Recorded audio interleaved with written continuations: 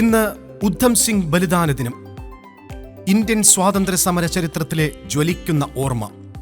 ഭാരതത്തിന്റെ ധീരപുത്രൻ ഉദ്ധം സിംഗ് 1899 ഡിസംബർ 26 പഞ്ചാബിലെ സംഗ്രൂർ ജില്ലയിലെ സുനാം എന്ന പട്ടണത്തിൽ ഒരു ദരിദ്ര കുടുംബത്തിലായിരുന്നു ഉദ്ധം സിംഗിന്റെ ജനനം. അദ്ദേഹത്തിന്റെ യഥാർത്ഥ പേര് ഷേർ സിംഗ് എന്നായിരുന്നു. റെയിൽവേയിലെ വാച്ച്മാനായിരുന്ന തഹാൽ സിംഗ് ആയിരുന്നു ഉദ്ധം സിംഗിന്റെ അച്ഛൻ. കുട്ടിയായിരിക്കുമ്പോൾ തന്നെ അമ്മ മരണപ്പെട്ടു. മുക്ത സിംഗ് എന്ന ഒരു ജ്യേഷ്ഠ സഹോദരൻ കൂടി ഉണ്ടായിരുന്നു ഉദ്ധം സിംഗിന്. ഇവരുടെ കുടുംബം അമൃത്സറിലേക്ക് താമസം മാറ്റി. പിന്നീട് അച്ഛനും മരണപ്പെട്ടു. കുട്ടിക്കാലത്ത് തന്നെ ഉദ്ധം സിംഗും സഹോദരനും അനാഥരായി. പിന്നീട് അവരുടെ ജീവിതം അമൃത്സറിലെ സെൻട്രൽ കൽസ അനാഥാലയത്തിലായിരുന്നു. അനാഥാലയത്തിൽ വെച്ച് സിഖ് മതാചാര പ്രകാരം പുതിയ പേര് നൽകുകയുണ്ടായി. അങ്ങനെ ഷേർ സിംഗ് ഉദ്ധം സിംഗും മുക്ത സിംഗ് സാധു സിംഗുമായി.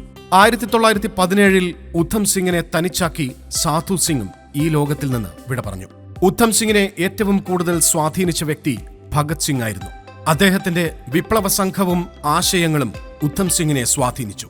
1919 ഏപ്രിൽ 13 ജാലിയൻ വാലാബാഗിൽ നടന്ന കൂട്ടക്കൊലയ്ക്ക് സാക്ഷിയായവൻ. അവിടെ അന്ന് നടന്ന പ്രതിഷേധക്കാർക്കിടയിൽ കുടിവെള്ള വിതരണം നടത്തി ഉദ്ധം സിംഗും കൂട്ടുകാരും അവർക്കിടയിലുണ്ടായിരുന്നു. എന്നാൽ അപ്രതീക്ഷിതമായി ബ്രിട്ടീഷ് സാമ്രാജ്യത്തിന്റെ ക്രൂരത അവിടെ അരങ്ങേറുകയായിരുന്നു.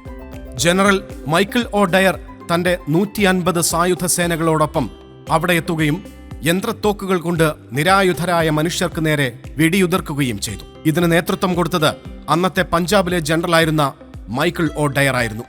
ആയിരക്കണക്കിന് ആളുകൾ മരിച്ചു വീണു. ഒട്ടേറെ പേർക്ക് പരിക്കുപറ്റി. ഈ സംഭവത്തിൽ ഉദ്ധം സിംഗിന്റെ സുഹൃത്തും മരിച്ചു. ആ നടുക്കുന്ന സംഭവം ഉദ്ധം സിംഗിൽ പ്രതികാരാഗ്നി ഉണർത്തി. ആ മനുഷ്യക്കുരുതിക്ക് ഒരു നാൾ പ്രതികാരം ചെയ്യുമെന്ന് ആ ബാലൻ അവിടെ വച്ച് അന്നു തന്നെ പ്രതിജ്ഞ ചെയ്തിരുന്നു. ഉദ്ധം സിംഗിന്റെ ജീവിത വഴികളിൽ പ്രതികാര ജ്വാല തീർത്ത ഈ സംഭവത്തിനു ശേഷം ബ്രിട്ടീഷ് സാമ്രാജ്യത്വത്തിനെതിരെയുള്ള സമരമാർഗങ്ങളിലേക്ക് അദ്ദേഹം തിരിഞ്ഞു. തന്റെ മനസ്സിന്റെ ഉള്ളിൽ ജനറൽ ഡയറിനോടുള്ള വിദ്വേഷം കെടാതെ സൂക്ഷിച്ചു. 1927 ഓഗസ്റ്റിൽ ലൈസൻസ് ഇല്ലാത്ത ആയുധം കൈവശം വെച്ചതിന് ഉദ്ധം സിംഗ് അറസ്റ്റിലാകുകയും 5 വർഷത്തെ കഠിന തടവിന് ശിക്ഷിക്കപ്പെടുകയും ചെയ്തു. ഇതിനുശേഷം പുറത്തിറങ്ങിയ ഉദ്ധം സിംഗിന് പിറകെ എപ്പോഴും രഹസ്യാന്വേഷണ വിഭാഗമുണ്ടായിരുന്നു. ഇനി ഇന്ത്യയിൽ നിന്നാൽ തന്റെ പ്രവർത്തനങ്ങൾക്ക് തടസ്സമാകുമെന്ന് കണ്ട ഉദ്ധം സിംഗ് ഇന്ത്യ വിട്ട് 1933 ഇംഗ്ലണ്ടിലേക്ക് കടന്നു. പിടിക്കപ്പെടാതിരിക്കാൻ പല പേരുകൾ മാറ്റിയാണ് തന്ത്രങ്ങൾ മെനഞ്ഞത്. ജാലിയൻ വാലാബാഗ് കൂട്ടക്കൊലയ്ക്ക് പ്രതികാരം ചെയ്യണമെന്ന ചിന്ത അദ്ദേഹത്തിന്റെ മനസ്സിനെ വേട്ടയാടിയിരുന്നു. അന്നത്തെ കൂട്ടക്കൊലയ്ക്ക് മുഖ്യ ഉത്തരവാദിയായിരുന്ന അന്നത്തെ പഞ്ചാബ് ഗവർണറായിരുന്ന ജനറൽ ഡയർ ആയിരുന്നു ഉദ്ധം സിംഗിന്റെ ലക്ഷ്യം.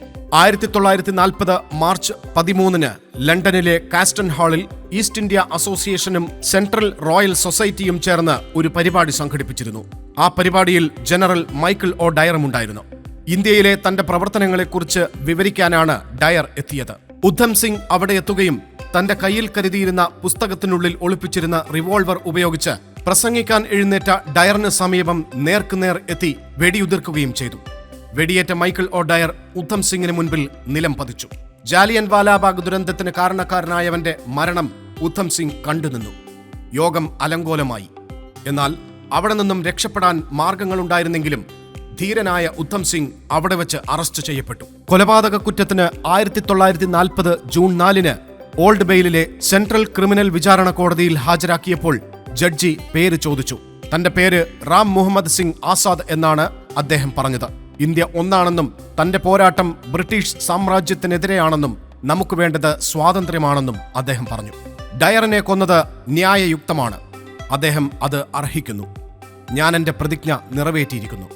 അതിൽ സന്തോഷമുണ്ട്. മരണത്തെ എനിക്ക് ഭയമില്ല. വയസ്സാകുന്നതുവരെ കാത്തിരിക്കേണ്ടതില്ല. ചെറുപ്പത്തിൽ തന്നെ മരണത്തെ വരിക്കണം. എനിക്കതിൽ തെല്ലും ഭയമില്ല. 1940 ജൂലൈ 31 ലണ്ടനിലെ പെന്റൺ വില്ല ജയിലിൽ വെച്ച് ഭാരതത്തിന്റെ ആ ധീരപുത്രനെ തൂക്കിലേറ്റി. ഉദ്ധം സിംഗിന്റെ ഓർമ്മകൾക്ക് മുൻപിൽ ശതകോടി പ്രണാമം. ഇന്നലകൾ ഇന്ന് powered by Hotel Chitra, pure vegetarian, Marthandam, Kanyakumari, Nagercoil.